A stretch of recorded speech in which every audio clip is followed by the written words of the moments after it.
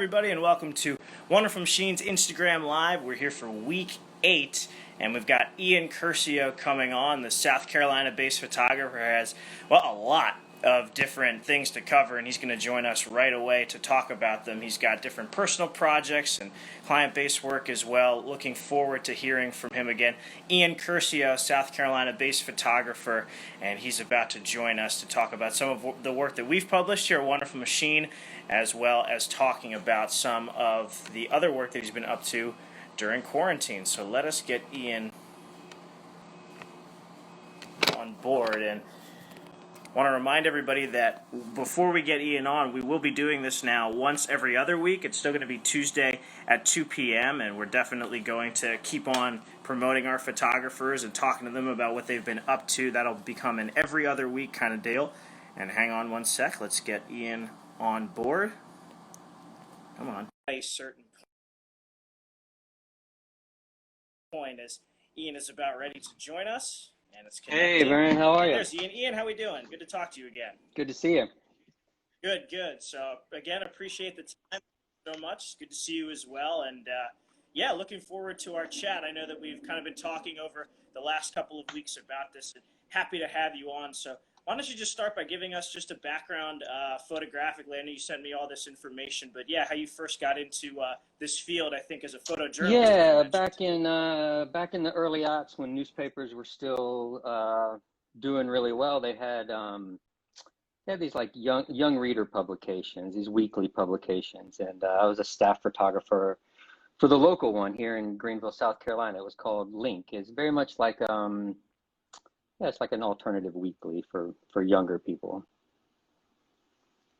Can you see me? Can you hear me? Gotcha. There you are. Very cool. And then I can see me and hear me? I got you now. You got me?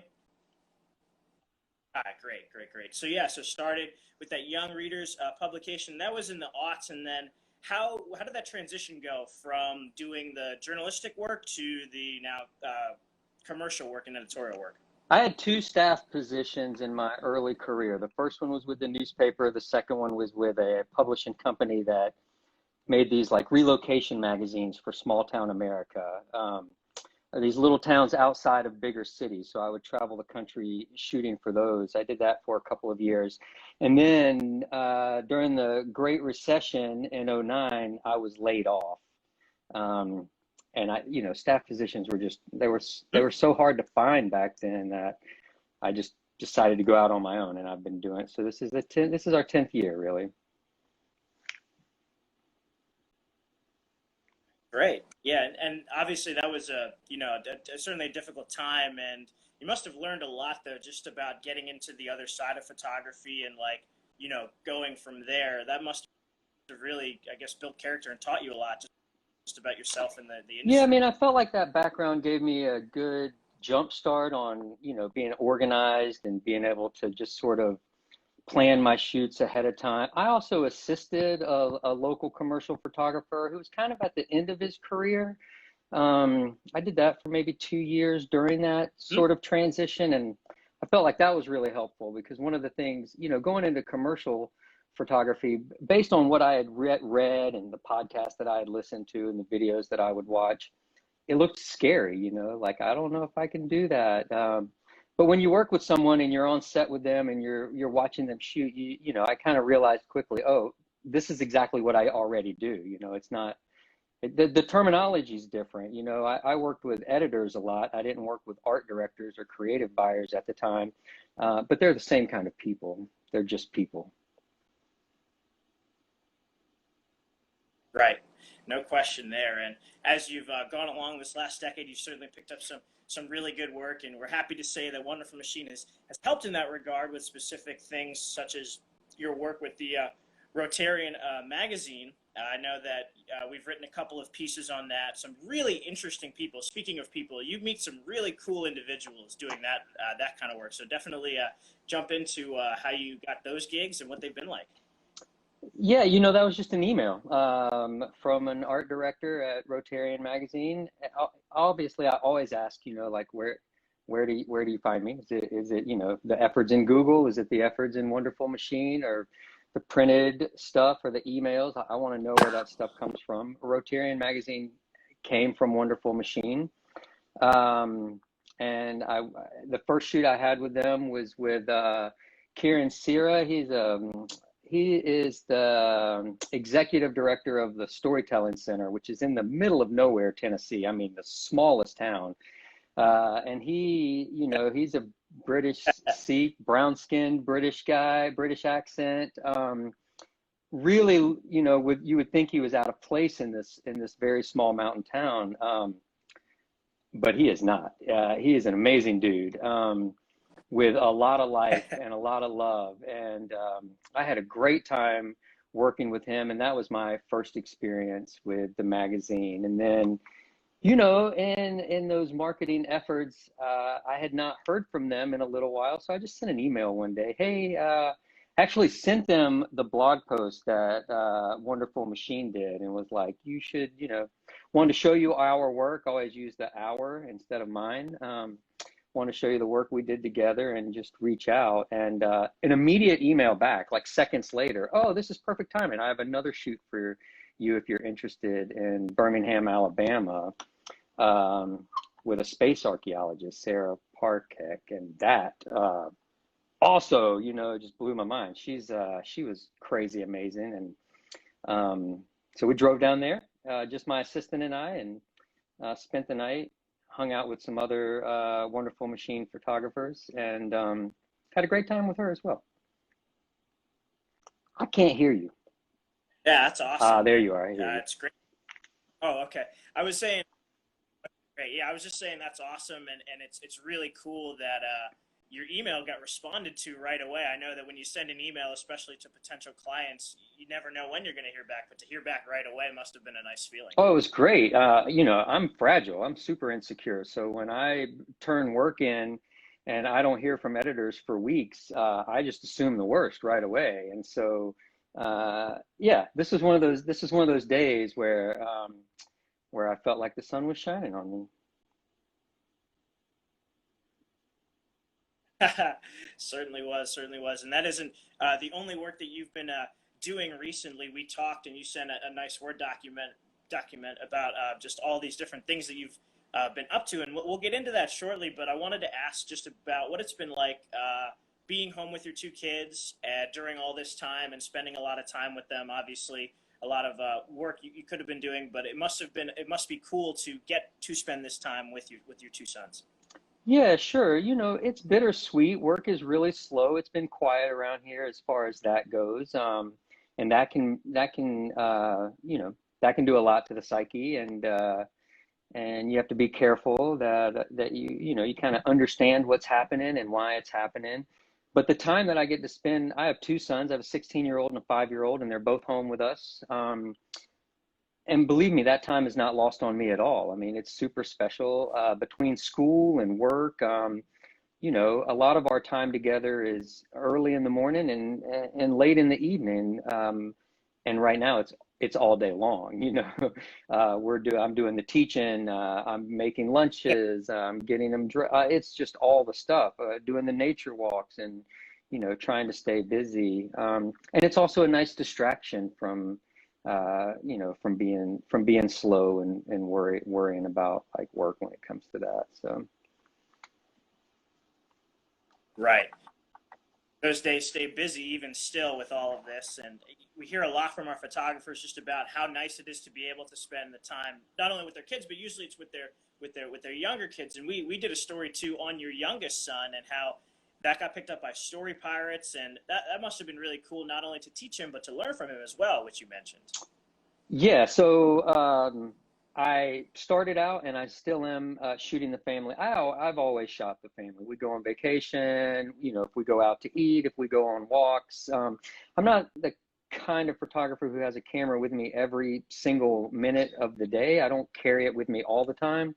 But I carry it when my family and I are out together, for sure. And so it was kind of nice to be able to document him, and The 16-year-old stays in his bedroom. I can't get him out of his bedroom. There's not as many pictures of him, but it's not because I love him less. It's just because I see him less. But the 5-year-old, I just started photographing him a lot. So Story Pirates is a podcast for kids. They kind of take kids' stories and they turn them into like sketch comedy and songs, and he loves them, and I do too. A big stand right here for sure, for those guys. But as soon as quarantine set in, they started an hour radio station, and every hour they came on, they still do it. It was every day for like, I don't know, 90 days or something, and then he started taking the weekends off. And they do this like 25-minute roll call. And so all these kids have been like making friends with people they don't know and they never talk to through this sort of podcast medium, and so the host will he shouts out my son, some girl that, in some other part of the world shouts him back out. It's just been great. I took a lot of pictures of them, and so they picked one of them up for their website, and that was kind of nice to see. And we're happy to support them. We try to do our best to support the organizations that we can. Yeah, it's great. I'll be honest. I learned about Story Pirates through doing that story. That's on our site on Wonderful Machine, along with your Rotarian work. But just a cool organization. And I know that it's tough to spend all of the hours of the day keeping your children like stimulated, but having that must be a great resource because it's such an educational tool. It's a very educational tool. It's also an hour that I get some time to myself, because he's very busy tuning into that and listening. I also like it because it's not a lot of screen time. I mean, we play it on an iPad, but it is literally a radio station. So it's just a black box, and it's, he can do other things. He can draw, he can play with his Legos. He can, his new thing is being upside down on his head. And so he just does that while he listens. And I don't have to feel as bad about him, looking at a screen all day long, and also get an hour of freedom where I don't have to entertain him, because parents will know if you have 2 children within 2 years of each other, you don't really have to do a lot of entertaining. But, mine are 10 years apart or 9 years apart. They don't hang out a lot. I'm doing a lot of the entertaining for the 5-year-old for sure. Right. That's a great point, definitely, because I'm 6 years older than my brother, and so we did hang out a little bit. But even still, that gap there means the parents have their own sets of challenges. So it's definitely worth noting that. And now, Ian, I want to move on to the Zion Williams work, because I'm a big sports fan, big NBA fan, and it kind of goes back to what you were talking about, where you emailed Rotarian with the story that we did. They got back to you right away, and they said, yeah, come on, do this other story. You emailed somebody specifically and just kind of asked, right, like, can I photograph Zion? And it ended up working out pretty well. Tell us about that story. So Zion's not completely lost on me, but I'll be the first to tell you, I'm not a sports fan at all. My wife's Colombian, and soccer's huge in our family, and I've had to learn to like it. Because divorce might happen if I don't learn to like it. But I knew who Zion was because he was playing basketball in my hometown, which is Spartanburg, South Carolina, for a very small private school. And I didn't realize it at the time, but I got this Instagram message from a woman asking me if I would shoot her daughter's senior portraits. And generally speaking, I would have said kind of no to that right away. It's just not something that I do, and it's not something I want people asking me to do a lot. But man, she was crazy complimentary, and I really felt bad saying no. And so I said yes. She's like an artist in town, and her work is kind of fun. And so anyway, I was photographing her daughter, and we were all kind of talking, and I realized that she worked at the same school that Zion was playing basketball for.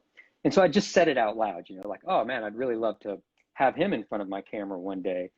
And that was it. That was really kind of all I did. and without me really knowing it, she kind of went to work making that happen. And I got an email from Zion's mom asking me if I would do his senior portraits. And so um, I got an amazing makeup artist, Latia Curtis, that's also in Greenville, and my assistant.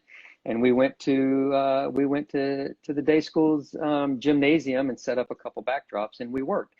Uh, and Zion was amazing. Him and his mom did a lot of bantering. A lot of the smiles that are in those photos are not even me working hard. It's him and his mom bantering back and forth. They did a lot of movie quotes.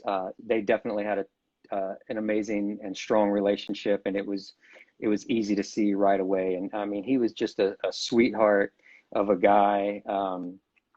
We both talked about embellishing our height, but I think he's like 6'7" or something, and I'm like, 5'6" if I'm lucky. My 16-year-old towers over me at this time. So yeah, that was a crazy great experience. I would never get that time with him now. That would not happen.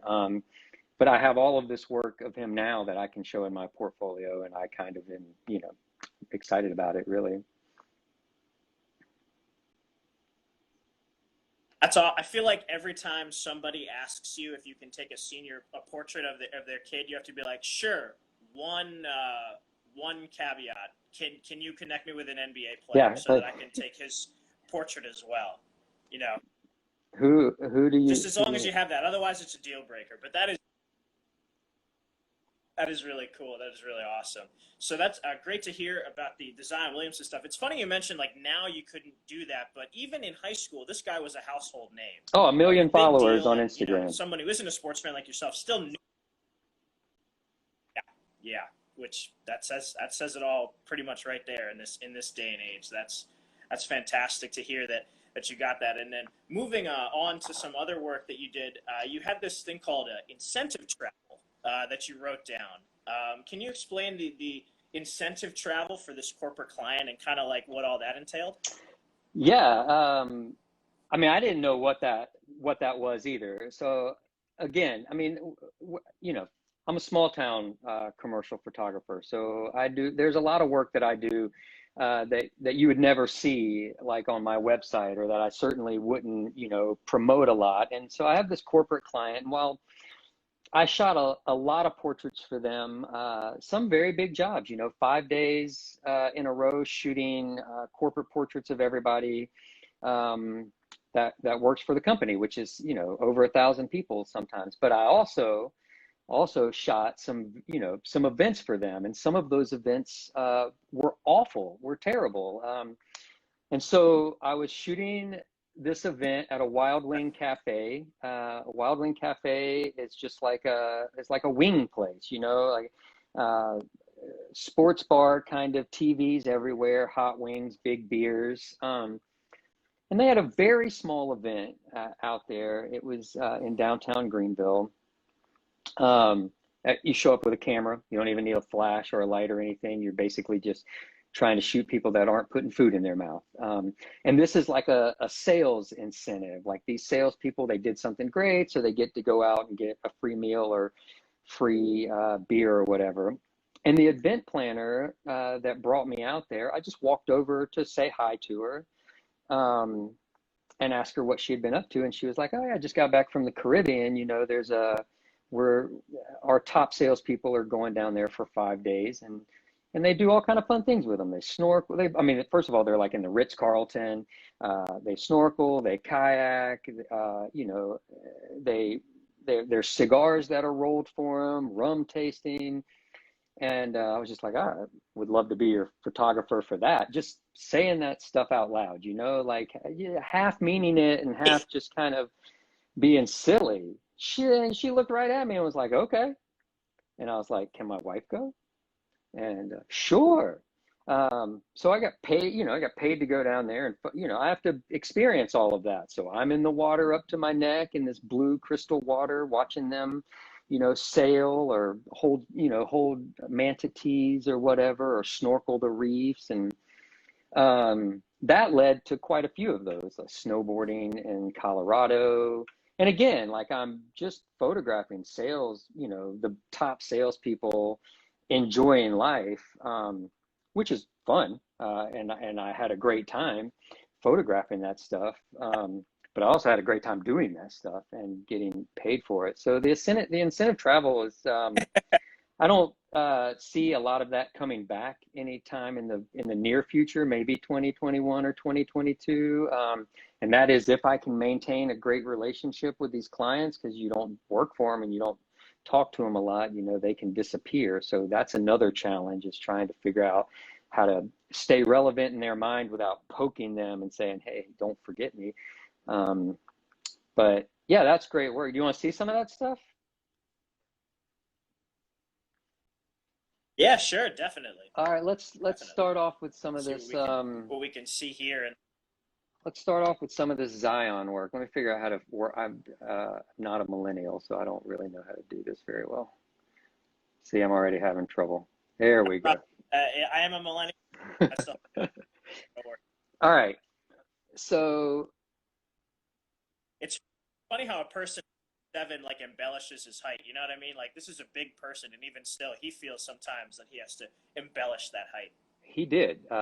He did talk about, and I laughed at him, you know, because I honestly embellish my height. My driver's license says 5'8", but even on my tippy toes, I don't think I'm 5'8". So these are the smiles I was kind of talking about, you know, like I did not, I, I'm a little ashamed and embarrassed to say it out loud to you, but I didn't do any work to get these. This is just me pointing my camera at him while he's hanging out with his mom, really. And you'll see some behind the scenes sort of photos Yeah. coming up. That's the Duke shirt, you know, he was really proud. He was getting ready to go. I mean, this is before Duke. This is pre-Duke. This is 2018, I think, maybe 2017. Look at those hands, right? Like he's just,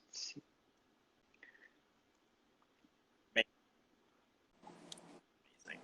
And again, like that smile is very genuine. He's, as you said, a very nice person and seems very humble and down to earth for the most part. And so that must have been a joy of it, just a shoot overall. it was. You know, I often think back fondly about this day. I really did enjoy it in so many ways. These are some of the Hasselblad portraits right here. This one and this one right here.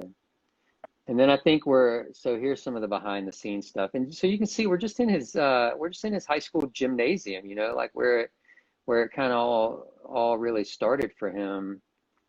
Two sets. We just had a white seamless and then the olefant backdrop, separate, so we could bounce back and forth between the two of them. I literally had to stand on apple boxes to even. I'm still not as tall as him, like you can see. There. Um, he's a tall, he's a tall dude. Not just that he's tall though, but he's built like a tree trunk. So you know he's very like just big all around. He's not skinny by any means. So I that's a great shot to show that perspective.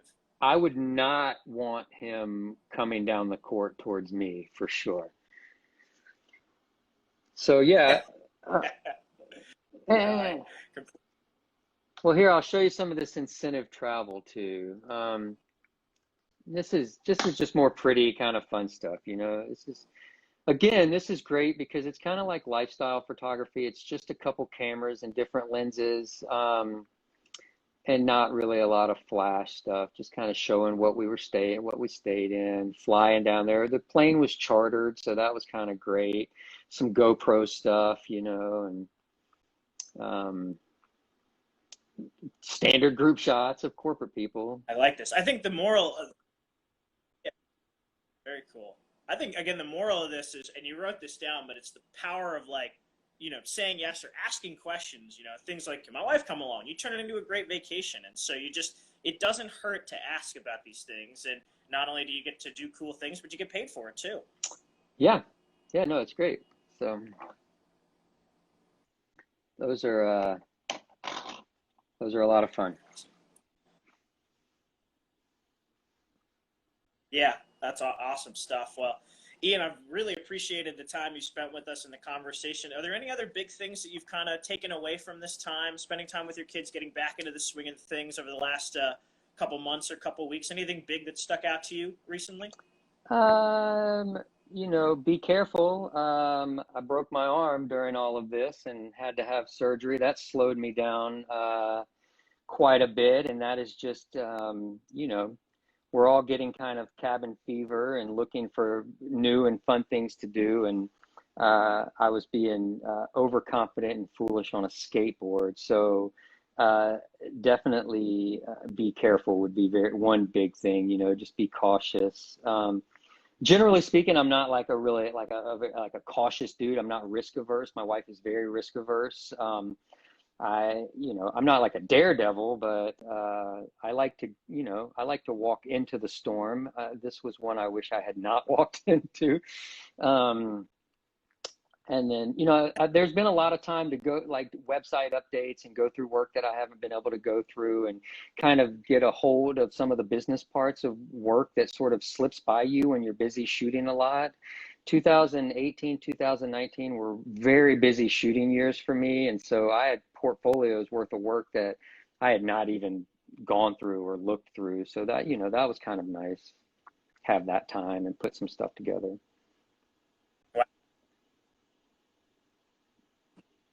Obviously you want to get back to it, but it is good to have that time to be able to do that. Ian, thank you so much for your time, and I wish you best of luck moving forward. I'm sure that you'll continue to be incredibly successful, and I cannot wait to continue to profile the stuff that you do. So thank you again for sharing what you did, and I look forward to meeting up down the line. Same, Varian. I really appreciate it. Thank you so much. Have a good one.